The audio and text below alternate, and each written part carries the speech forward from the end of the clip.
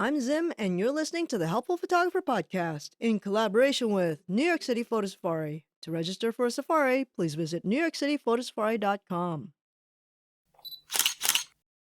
Let's talk about face priority, a feature I think often gets overlooked, but it's incredibly useful if you know when and how to use it.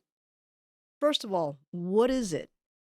Face priority is where you can register certain people's faces into your camera, and when it sees that face, it's going to prioritize it and focus there first. The first time I came across this was about 15 years ago.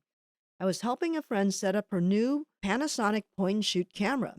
And in the manual, I stumbled upon a feature that let you register faces in the camera. I thought this was brilliant.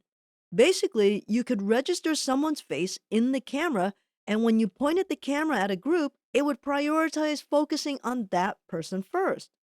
For my friend, it was perfect because she could register her grandchildren, and whenever she was shooting, the camera would focus on them first if they happened to be in the frame.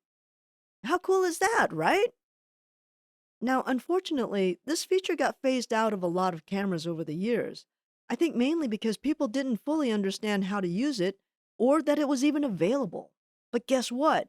With much fanfare, it's back in the new Canon R5 Mark II, which I think is the only full frame mirrorless camera that has it. And I think it's a great feature. Having said that, I actually heard a YouTuber with over 1 million followers, say that they didn't get why anyone would use this feature. And I was floored. Really? Did he lack so much imagination that he couldn't imagine a good use for this? So, what are the uses for this technology? Think of a wedding shoot. Say you're photographing the wedding party. You can register the bride, the groom, and a few key people in the bridal party. When you point the camera at the group, it'll prioritize those people first, even when it's a busy scene. Same goes for a basketball game. If your kid's playing, you can set your camera to prioritize them and not some random player. What about shooting celebrities at an event? It's a simple but incredibly powerful tool. If you have a camera that's capable of doing this, but haven't used it yet, I definitely recommend taking a few minutes to set it up, whether it's a wedding or a situation with a group of people you want to prioritize. And I don't even think you have to have the person in front of you to register the face.